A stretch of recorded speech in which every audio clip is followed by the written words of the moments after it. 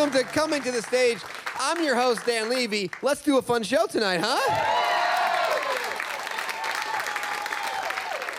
I'm married. I know I look like a lesbian, but I am a married man. You guys are laughing, but literally everyone thinks I'm Rachel Maddow. Not me. My wife's never gonna cheat on me or leave me or anything, because she was adopted. She appreciates love. It's true, you know? She grew up in an orphanage, singing to a mob, dancing for pennies. She's not gonna leave me. And when she first told me she was adopted, I was like, oh my God. Like, who would just give away this beautiful little girl, you know? But now that we've been married for 4 years, I'm like, I kind of see what they were talking about. But we got into a big fight. We got into a very big fight because here's the thing. Like, I'm a good guy. Like, I'm a modern man. You know, like, I love Bruno Mars. I wear skinny jeans. I cried during Marley and Me. Like, I'm just a good guy, okay?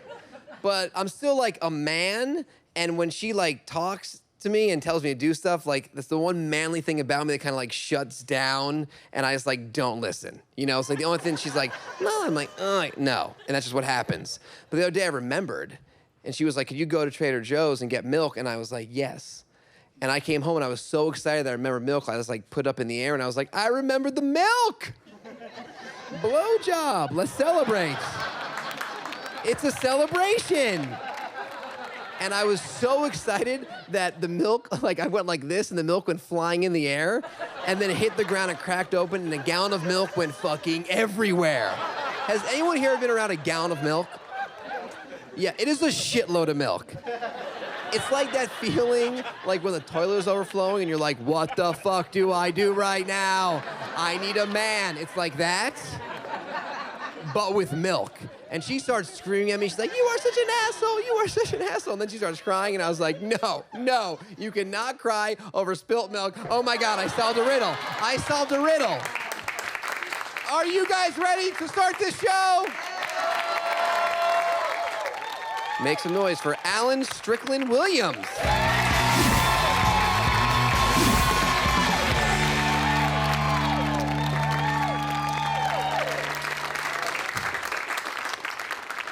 Hello, my name is Alan Strickland Williams. I had to wake up early today. Anyone here ever wake up early? Don't know why you're cheering. It sucks. Waking up early is the worst. I had to wake up early. I told my friend. He was like, oh, you know, the nice thing about waking up early, you get a lot of stuff done. You know what sucks? Doing stuff. Doing like anything sucks, especially during the daytime. Daytime is the absolute worst time to do anything. That's when they made us go to school. That's when we have to go work at our jobs. 9/11 happened during the day. Like first thing in the morning, like wake up, you know? Nighttime is where it's at. We're hanging out. We're having drinks, we're laughing, people might fuck later. Nighttime's dope.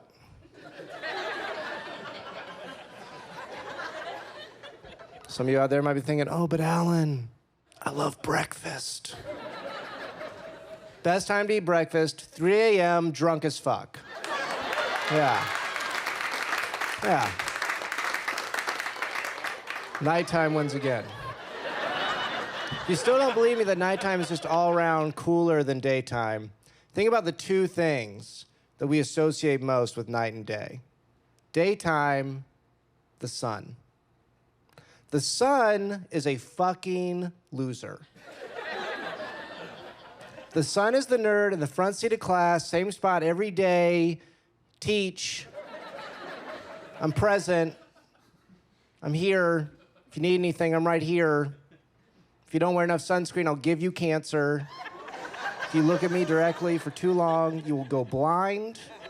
In 1 billion years, I'll explode, destroy everything we've ever known. Hey, I'm the sun. Not very cool. Meanwhile, the moon is chill. The moon is so chill that sometimes at night, it doesn't even show up.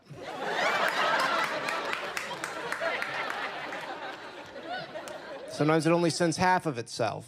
It's a better party on Mars or something. Sometimes it's big and red for no reason. Sometimes it's just like hanging out in a hammock, relaxing. Sometimes it shows up during the day, crashes the sun's shit. Like, let's do this. Let's get this party started. In fact, if you think about it, the only time that the sun has ever been cool is during an eclipse when the moon is like, he's with me. He's my plus one.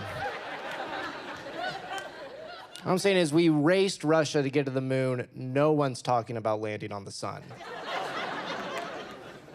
So just think about that.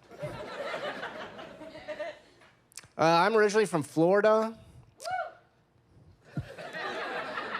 Can only assume you're cheering because you're not there.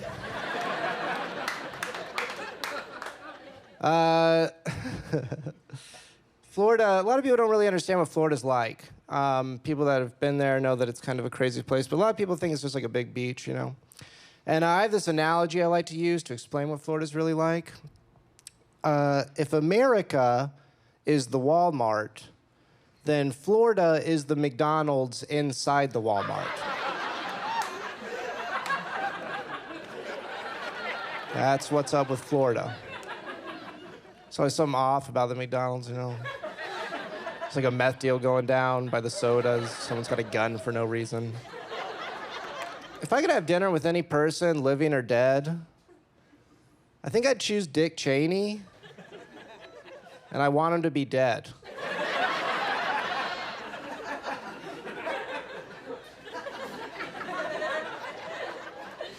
I just want to have a nice meal, you know?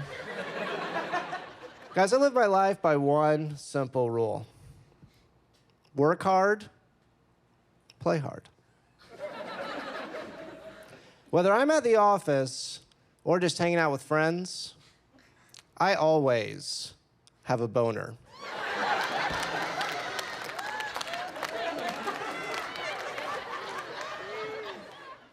A lot of times during, when you talk about sex, you know, you hear about women faking orgasms. I've never experienced this. But you never hear about men faking orgasms. I'm sure to say I have faked an orgasm. I wasn't having sex. I was just jerking off, and I really wanted it to be over with. Ladies, you know what I'm talking about, right? It's like, I got stuff to do. Get out of my apartment, buddy, okay? Got stuff going on. I got a friend who's a cop, and I don't know if you guys know this, but cops have like this real intense rivalry with firemen. And apparently it's because firemen get way more chicks than cops, which makes a lot of sense. You know, it seems like almost every week now, we hear about a cop accidentally shooting someone, but you never hear about a fireman throwing someone into a burning building. Yeah, that's never the headline. I'm Strickland Williams. Enjoy the rest of the show. Thank you very much.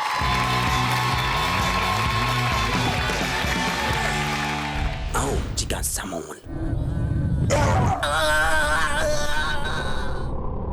Dunnings, bone dance, bone dance down.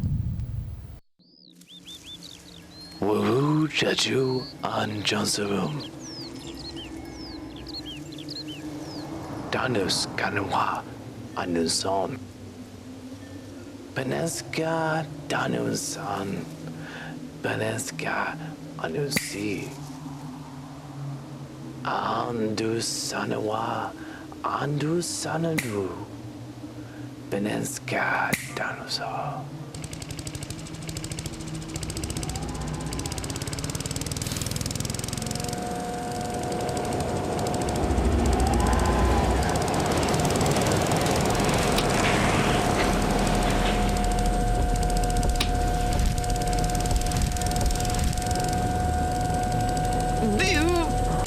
Dos Danusanawa? This guy Nanue, Nantivina Danudina. Dunnings, bone dance, bonanza. My wife's like the man of the house. You know, like she pays the bills, she fixes stuff I break. I mean, she has a tool belt, and I just have like a bunch of sneakers. That's our life. And I realized the other day, I was like, wow, like I am married to a husband from the 50s. Like that is my life. Like I'm gonna walk home one night and she's gonna be sipping whiskey, and then she's gonna beat the fuck out of me. I don't want you guys to get the wrong idea. She's not like a bitch, you know, but she could be bitchy, which caused a problem because like I am a bitch sometimes. Like I'm like scared of things. Like if I hear a loud noise, I assume it's a gunshot and I've been hit. Like that's how I live my life. And the other day we were getting out of a cab and some guy opened the cab door before we got out and like, I don't care, you know? But she's like, thanks for opening the door, asshole. And then she walks across the street and then I'm facing the guy and I'm like, you want to hit her? You know, it's cool. We have a great comic coming up. This guy's hilarious. Make some noise for Jesse Popp.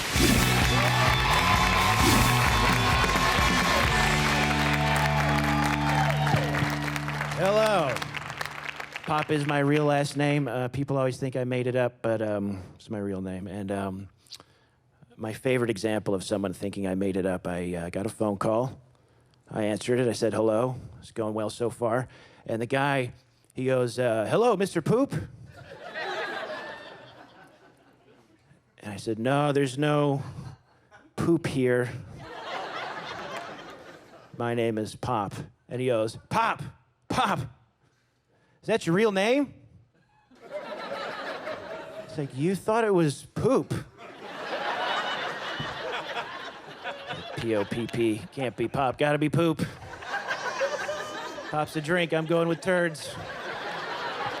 I travel a lot. I like, I'm the world's biggest sucker for a free hotel room. I did this show, it's only $150, but you get a free hotel. So I said, yes, I'll do it. So I drive out. I got there like 7 hours before the show just so I could sit in the room for free. Like I'm sitting on the bed, I'm sitting on the couch, flipping through the same channels I have at home, but it's free. Looking at the room service menu, like $15 for shrimp cocktail. This menu should do the comedy show. He's the one with all the material. So I went and did the show, came back to my room, went to bed. This is a true story. Around like 5:30 in the morning, I heard a noise. So I opened my eyes, and there was a man standing at the foot of my bed, and he was just staring at me. And I was in such a sleep stupor, I didn't understand what was going on. So I sat up, and I said, wait, what? And he goes, your door is unlocked. And I go, get out of here, please. And he started to walk out. I said, shut the door, please. He shut the door. I said, thank you. And then I just went back to sleep. It took me like 20 minutes to realize what was going on. I made sure I didn't steal anything. And it troubled me, you know, because as a man, you know, you always wonder what you're going to be like if shit goes down. And then it turns out I'm just confused yet polite. Like next time it'll be a guy with an axe. May I be excused now? I was reading the study. You heard me.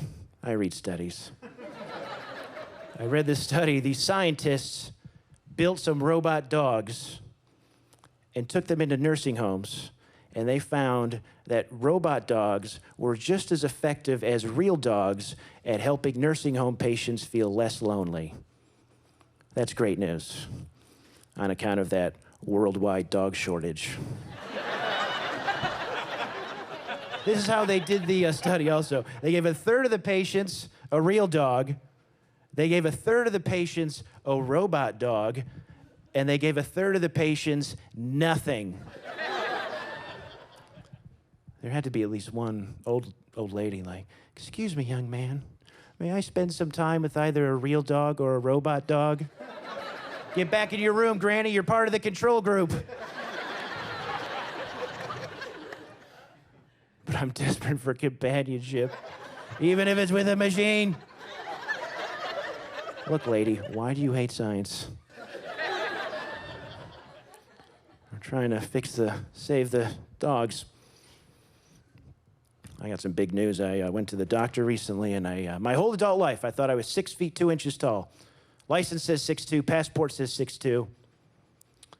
Went to the doctor, got measured. Turns out I'm 6'3". Yeah, right away I knew this probably doesn't really change anything. But it feels like it should. I'll tell you one thing, since all my documents say I'm 6'2", if I ever have to go on the lam, they'll never find me. They're like, oh, that's him. They're like, no, that guy's 6'3". We're looking for a real shrimp. You heard me. Everybody 6'2" and under is a shrimp. I like sports. I like things besides sports, but I do like sports, and some people don't like sports at all, and that's fine. Because the cool part about being a grown-up is you can kind of do whatever you want and nobody gives a shit. But some people get mad if you like sports. Like I was at a bar watching a basketball game, and this dude sitting next to me, he goes, oh, did the man hit a touchdown? I'm like, all right, okay. First of all, if you said that to the kind of sports fan you're trying to make fun of, he would kick your ass. So if you say that and nothing happens, you're just being a dickhead. Also, everybody knows what a touchdown is. Not even the Fonz is that cool. So maybe take it down a notch. You know, if Empire Strikes Back was playing at the bar, I wouldn't be like, is Darth Zelda his cousin? Did Luke Homework win the Force? Also, they'll say like, oh, have fun watching the millionaires who don't care about you. It's like, yeah, that's what everything is. So anyway, good luck, everybody. Thank you.